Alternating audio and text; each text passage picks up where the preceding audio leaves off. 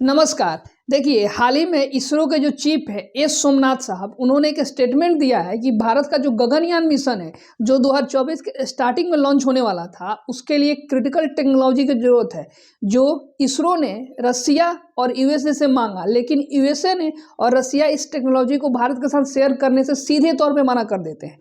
तो इस वीडियो में हम लोग इस जो क्रिटिकल टेक्नोलॉजी है, जिसको हम लोग ELCS टेक्नोलॉजी कहते हैं, इसको समझेंगे। यह क्या है, साथ ही में हम लोग यह भी समझेंगे कि कोई रॉकेट जो है वो कैसे काम करता है, प्लस जो ये टेक्नोलॉजी है, क्या ये इसके बिना भारत का गगनयान मिशन संभव है, और थोड़ा सा हम लोग गगनयान मिशन के बारे में भी जानेंगे। सबको जाने इससे पहले आप थोड़ा सा एक रॉकेट का जो कैसे डिजाइन होता है उसको समझिए थोड़ा सा।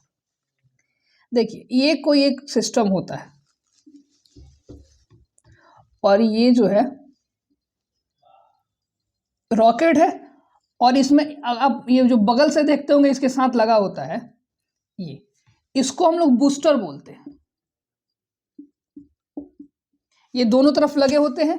यहां मेनली ईंधन जो फ्यूल होते हैं उनको रखा जाता है, फ्यूल्स को रखे जाते हैं। और ये जो देखता है, आपको देखिए, आप सोचते होंगे एक बात हमेशा कि रॉकेट और मिसाइल में डिफरेंस कहाँ क्रिएट हो जाता है, तो मेन डिफरेंस यही क्रिएट होता है कि जब ये वाला जो पोर्शन है, इसको आप अगर मिसाइल में, अगर इसको आप मिसाइल कंसिडर करते हैं, क्योंकि दोनों देखते लगभग सेम है, तो वहां हम लोग इसको पेलोड बोलते हैं,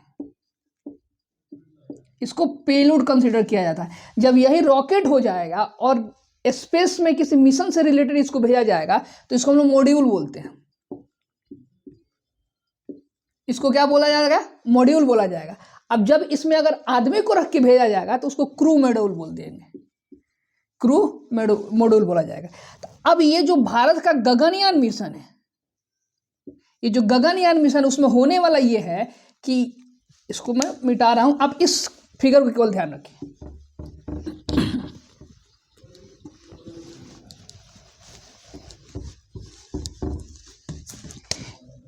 ये जो हम लोग का मॉड्यूल है, क्रू मॉड्यूल, इसमें इसरो जो है अपने गगनयान मिशन के तहत 2024 के स्टार्टिंग में भारत के 3 मेंबर, कितने, इसमें 3 मेंबर को, 3 स्पेस में जब आदमी को भेजा जाता है तो उसको मेंबर ना बोल के क्रू बोल दिया जाता है।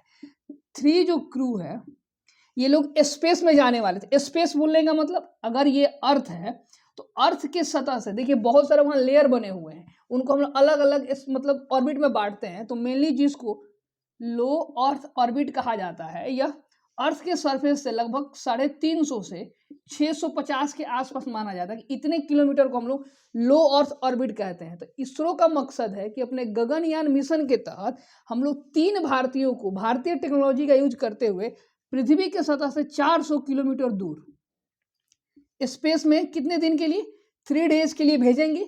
ये लोग अर्थ का चक्कर लगाएंगे और 3 दिन के बाद इनको बकायदा Indian Ocean, specially Bay of Bengal में इनको सुरक्षित वापस बुला लिया जाएगा। ये गगनयान मिशन है जो 2024 के स्टार्टिंग में लॉन्च होने वाला था, बट इसमें एक सबसे क्रिटिकल टेक्नोलॉजी की जरूरत पड़ती है। उस अब टेक्नोलॉजी को हम लोग समझते हैं।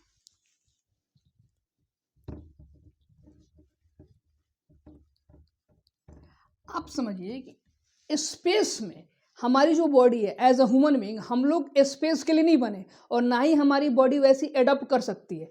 तो होता यह है कि आप जिस एटमॉस्फेयर में, अर्थ के एटमॉस्फेयर में रह रहे हैं, और जहाँ आपको जाना है अर्थ के सरफेस से, सी लेवल से लगभग 400 किलोमीटर ऊपर जाना है, तो वहाँ की जो कंडीशन है, वहाँ का जो एनवायरनमेंट है, आपके रियल एनवायरनमेंट से अलग हो जाता है। तो वहाँ इंसान को सर्वाइव करना काफ़ी मुश्किल हो जाता है, और वहाँ उनको सर्वाइव कराने के लिए टेक्नोलॉजी ही सब कुछ, माँ बाप भगवान सब टेक्नोलॉजी ही हो जाता है। उसी सेंस में एक टेक्नोलॉजी आती है जिसको कहा जाता है ELCS टेक। इसका पूरा नाम होता है इन्वायरमेंट लाइफ कंट्रोल सिस्टम। इसमें होता यह है ना कि मान लीजिए ये जो मेंबर जाएंगे, क्रू मेंबर, 3 क्रू मेंबर, वो एक्चुअल में अपने साथ कितनी ऑक्सीजन लेके जाएंगे, क्योंकि जो यान से वो जाएंगे, जिस व्हीकल से उनको ऊपर भेजा जा रहा है, उसकी अपनी एक कैपेसिटी होती है कि इसकी मतलब मान लीजिए 50 kg, 100 kg, 10 टन, 20 टन, इसके बाद उसकी क्षमता समाप्त हो जाती है। तो अगर इनको 3 दिन रहना है तो उतने दिन के लिए ऑक्सीजन कहाँ से लेके जाएंगे? तो ये जो ELCS टेक्नोलॉजी, यह क्या करता है कि ये जो क्रू बैठे रहेंगे 3 इसमें मॉड्यूल में, तो ये लोग जो ऑक्सीजन लेंगे सांस के तौर पे और CO2 को ब्रीथ करेंगे और छोड़ेंगे। ये जो CO2 को छोड़ेंगे, इस CO2 का यूज करते हुए ये जो ESL टेक्नोलॉजी इसमें से फिर ऑक्सीजन को क्रिएट कर देगी। ये लोग CO2 छोड़ेंगे, ऑक्सीजन को, ये जो सिस्टम है, ये जो टेक्नोलॉजी है उसको क्रिएट कर देगी। फिर ये ऑक्सीजन लेंगे, CO2 छोड़ेंगे, फिर इस CO2 को ऑक्सीजन में कन्वर्ट कर देगी। ये टेक्नोलॉजी क्या है? यही टेक्नोलॉजी ELS। अब आप समझिए कि हमारे जो 3 क्रू मेंबर जाएंगे उनको सुरक्षित अर्थ पे लाने के लिए टेक्नोलॉजी कितनी इंपॉर्टेंट है, क्योंकि बिना सांस के तो वहाँ रहा नहीं जाएगा। और सांस लेने की आप ऑक्सीजन की एक लिमिट है जो अपने साथ ले जा सकते हैं, और अंतरिक्ष में ऑक्सीजन बहुत कम है। तो इस केस में ये टेक्नोलॉजी क्रिटिकल टेक्नोलॉजी मानी जाती है, जो दुनिया के मात्र 3 देश USA, रसा एंड चाइना के पास है। तो चाइना तो हमारा कंपटीटर है, एडवर्सरी है, तो ये तो हमें टेक्नोलॉजी देने से रहा।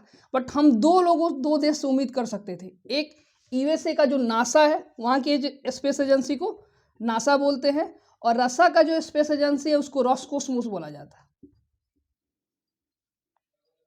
कॉसमोस। इन दोनों देशों की जो स्पेस एजेंसियां हैं, भारत के इसरो को इस टेक्नोलॉजी देने से मना कर दिए। और उनका मना करना एक हद तक उचित भी है। क्यों? क्योंकि ये जो टेक्नोलॉजी है काफ़ी एक्सपेंसिव है, और इनमें अरबों रुपया खर्च करके इस टेक्नोलॉजी को डेवलप किया जाता है, और इन्होंने अपने काफ़ी सारे समय, टाइम और पैसा देकर इस टेक्नोलॉजी को बनाया है।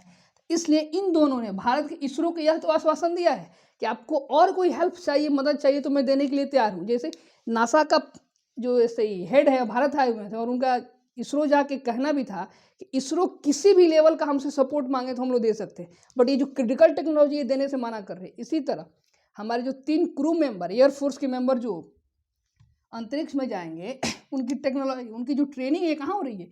रसिया ही करा रहा है। मतलब रसिया का यह कहना है कि आपके जो मेंबर स्पेस में जाएंगे वो कैसे रहेंगे, उनकी ट्रेनिंग तो मैं दे दूंगा। यानी 3 मेंबर जो क्रू हैं उनकी ट्रेनिंग कहाँ हो रही है? तो रसिया में हो रहा है।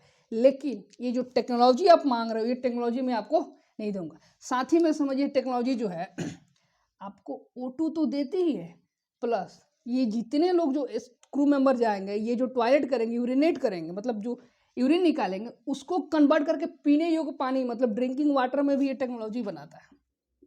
यानी आप एक लाइन में ऐसा कह सकते हैं कि बिना इस टेक्नोलॉजी के गगनयान मिशन का सफल होना सोचा भी नहीं जा सकता, और ना ही इस मिशन को लॉन्च किया जा सकता है। तो सोमनाथ साहब का कहना है कि इसरो स्टार्टिंग से, जब से यह बना है, इसका मेन काम हम लोग रॉकेट के ध्यान दिए हैं। हम लोग मतलब अपनी टेक्नोलॉजी रॉकेट के सेंस में डेवलप किए हैं अंतरिक्ष में, लेकिन हमने इस टेक्नोलॉजी को डेवलप ही नहीं किया। अब इसरो खुद रिसर्च करेगा, खुद पैसा बहाएगा पानी की तरह, और इस टेक्नोलॉजी को बनाएगा। इसका मतलब यह हुआ कि हमारा जो गगनयान मिशन था, जिसमें भारतीय टेक्नोलॉजी से 3 व्यक्ति को स्पेस में 400 किलोमीटर की दूरी पे भेजना था, या हो सकता है कि 2024 के स्टार्टिंग में ना जाके 2024 के लास्ट में जाए। ये जो मेन अभी जो विवाद का मुद्दा था यही था कि दोनों देशों ने हमें टेक्नोलॉजी देने से मना कर दिया है, और इस टेक्नोलॉजी को अब इसरो अपने दम पर डेवलप करने की कोशिश कर रहा है। साथ ही में एक फैक्ट है, ये भी जान लीजिए आप।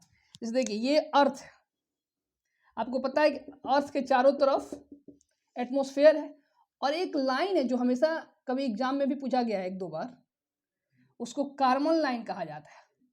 तो ये कार्बन लाइन क्या होता है? ये कोई लाइन नहीं है जो आपको दिखती है, इमेजिनरी लाइन है जिसकी कल्पना किया जाता है कि अर्थ के सतह से, मतलब ये जो अर्थ का सरफेस है, इससे अप्रॉक्स 100 किलोमीटर, अगर आप इस 100 किलोमीटर को पार कर जाते हैं तो ऐसा कंसिडर किया जाएगा कि आप अंतरिक्ष, मतलब कि स्पेस में चले गए हैं। यानी कि आप सिंपल यह कह सकते हैं कि अर्थ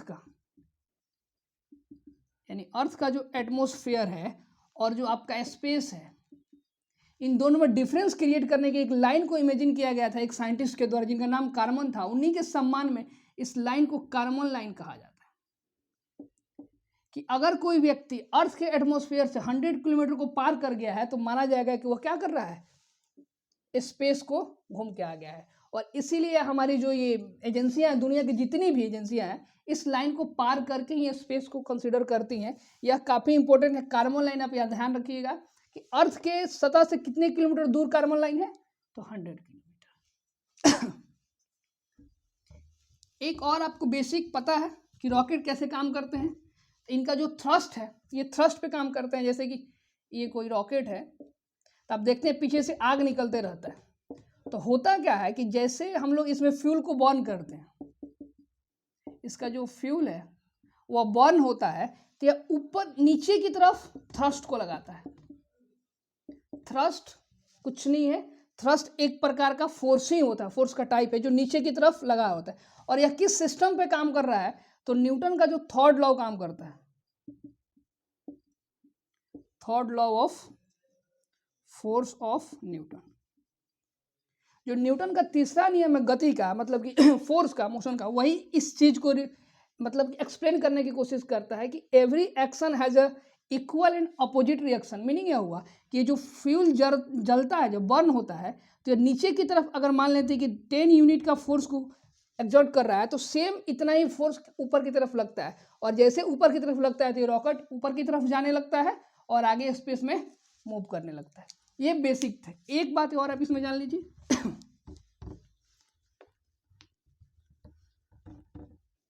ये जो इसरो का गगनयान है,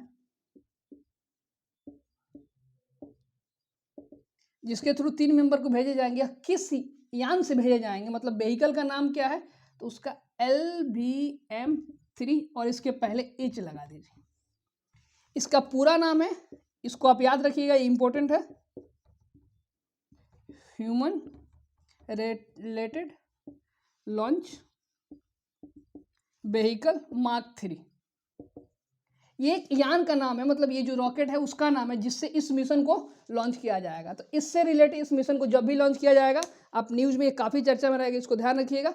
इस वीडियो को देखिए और हो सके तो वीडियो को शेयर कीजिए, चैनल को सब्सक्राइब कीजिए। Thank you very much.